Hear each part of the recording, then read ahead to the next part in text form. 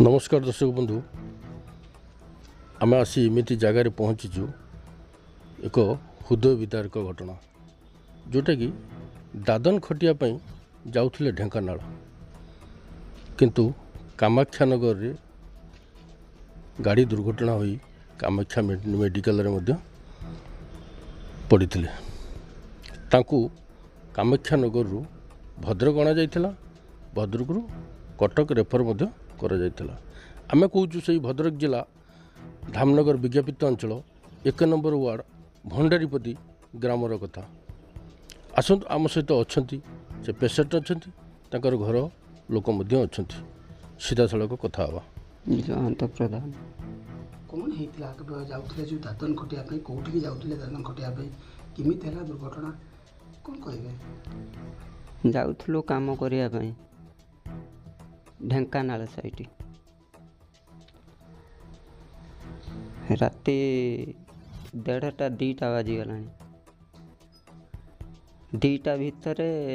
चाफा खाइलु आम खाई सारिक आम डाला को आसिलु शोयापाई ड्राइवर चलैला जो है जो टाटा महिंद्रा आम शोलु आम शोई साइला पर आमको किसी मालूम पड़ो कि किसी मालूम पड़ोनी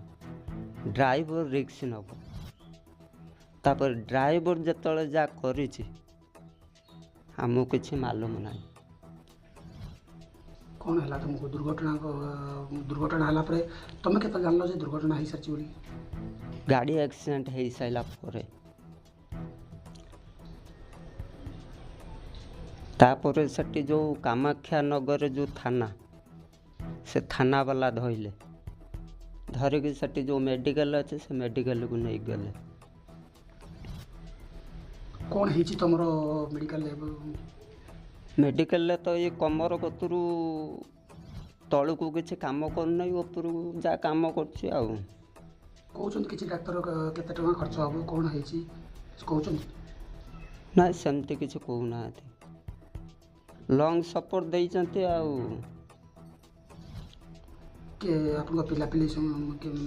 पिलापिली दुईटी पुटे झीटा परिस्थिति ये काम धंदा करके चलिया कथा वर्तमान केमी चलुंट बर्तमान जाए जेस्ट करके भाई अच्छा चलाचली चलती प्रशासन जा तांको इच्छा पर जा कह प्रशासन को कौन चाहते प्रशासन को मोर अनुरोध मुझे अकर्म उपर पड़ जाइए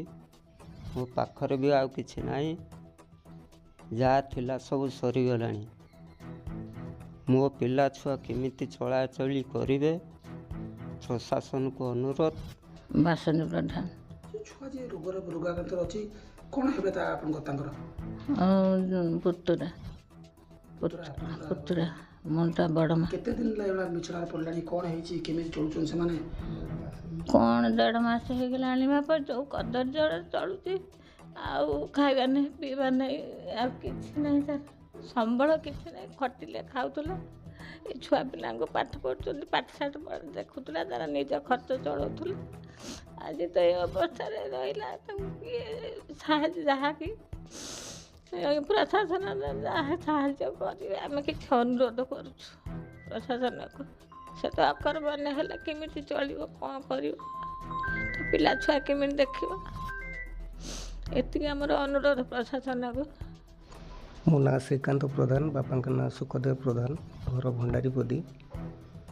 आउ ये पेसेंट जी मोर सान भाई हम से बोलेरो पिकअप गाड़ी रे हेल्पर हिसाब रे काम करुला भद्रक रु से माने जाउथले तालचेर रोड रे 53 नंबर राजपथ रे ढेंकानाल कामाक्षा नगर आगु दुर्घटना हवा पर ताकू कामाक्षा हॉस्पिटल रे पुरैथिले कामाक्षा रु भद्रक आनिथिले भद्रक रु शिफ्ट कले कटक रे मासे काल रही आसिला पर डॉक्टर घोषणा कले जे स्पाइनल रोड कटि जाइए ऑपरेशन पर किछि दिन रहिलु तापर कहले अनिर्दिष्ट काल पई ये अकर्मण्य